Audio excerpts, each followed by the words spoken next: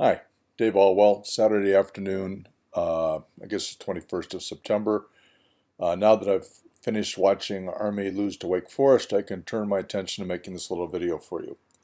I'm going to post concurrently with the video, with this video, a sheet that explains what my reasoning is for the solution of problem 16. The whole idea was this was going to build from problem 3 from the practice final, which had you calculate a conditional reliability. Now we wanted to find a conditional failure rate.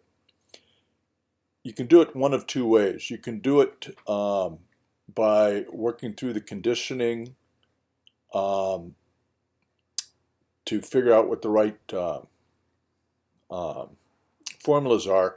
And when you do that, you quickly learn, or not so quickly learn, that the conditioning actually doesn't matter, which is interesting. The other way to do it is just to think back to what the definition of failure rate was and do a discrete approximation, which is what I'm calling the easy way. I'll run through both of those ways.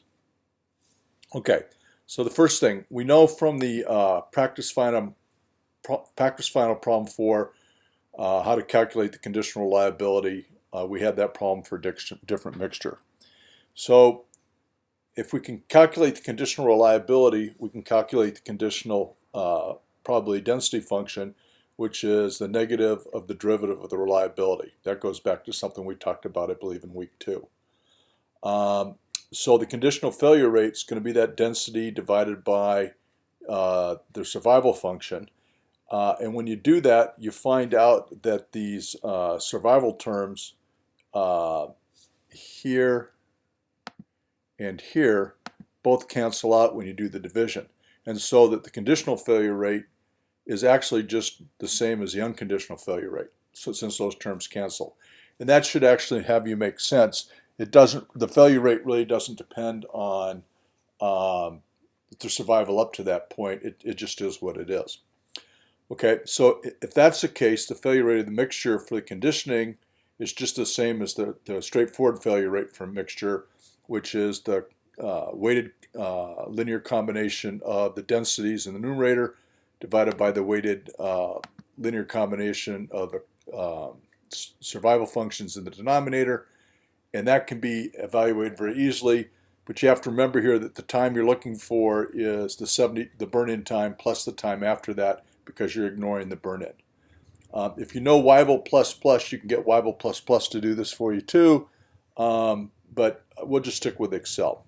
So over into Excel, we've got our shape and scale parameters, corresponding fractions. We've got our 2 times.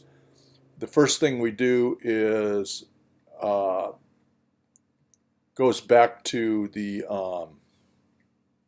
practice final. Let's calculate the probability of failure at the first time. And again, this is a weighted combination of the 2 failure functions.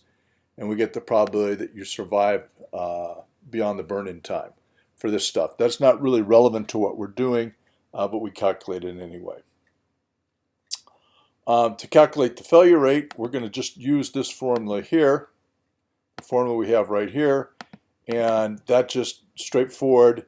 It's P1 times the first density, again with the 2 times summed together, plus P2 times the second density, and then all that's divided by P1 times the first survival function plus P2 times the second survival function. And I put that whole shoot and match in, and I get 1.1 times 10 to the minus fifth. And that's the exact answer up to the precision of these calculations. And I have to tell you, there weren't very many people that were anywhere close to that, which was kind of alarming, because I would have thought that when people were checking their work, they would have seen what was the unconditional failure rate, just to give themselves a ballpark guess of what might be going on, or just the failure rate for one of the pieces, just to see what the order of magnitudes were going to be. Okay, so that's the exact solution. That's the argument that does it. The other way, which is actually the way I thought most people would do it, would be to go back to the definition of failure rate, which is the failure rate is the limit of the probability of failing in the next small unit of time, given that you survive that much time, divided by the width of the unit of time. And if you break apart the part in the numerator, expand that out, that's the CDF of t plus delta t minus the CDF at t divided by the survival function times dt right there. And that's also something that's fairly easy to calculate. We put dt equal to 1, then f of d plus delta t, t plus delta t is the mixture. It's the P1 times the CDF for delta t plus the burn-in time plus the other elapsed times with the two parameters, plus C, the second mixing parameter times, that's an issue right there. Let me just fix this on my worksheet. Times the delta t plus B7 plus the time 1 and time 2 and the second set of burn-in parameters. Okay, and so that gives me one number here. And then similarly I do it, but this time I don't have the delta t's built in. Okay, so it's P1 times the first CDF plus P2 times the second CDF, and again with the time 1 and time 2 added together as the second argument. Okay, and then I've got the probability of failure is just going to be equal to 1 minus the reliability is just 1 minus the probability of failure. So my approximate failure rate is just f of t plus delta t minus f of t and that whole quantity divided by the survival function. And again, that gives me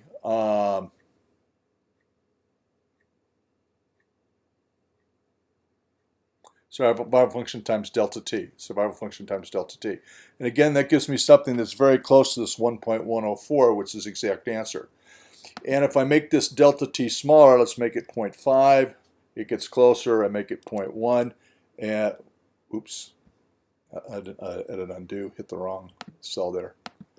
And if I make this 0.1, it gets even closer to the exact answer. So that approximation technique is very easy to do as well, and you don't have to work your way through the various conditioning arguments. You can just go straight to it. But they both give about the same thing. So I promised you I'd show you how to do that. And like I said in the notes on the final, I wanted to have one problem that required you to do a little bit more because I thought everybody was going to have a perfect score otherwise. It turns out it was spread out a little bit more. But one of your classmates did get this one correct, which is cool. And so I just wanted to close the loop with you and give this back to you. Again, I enjoyed the course. Hope you're enjoying your 1 week break before those of you who are starting the next courses, or for those of you who are done with the certificate. I hope that you just have enjoyed the 4 quarters together and can get back to the rest of your lives. And again, I hope to see many of you in Huntsville for the graduation ceremony. Thanks.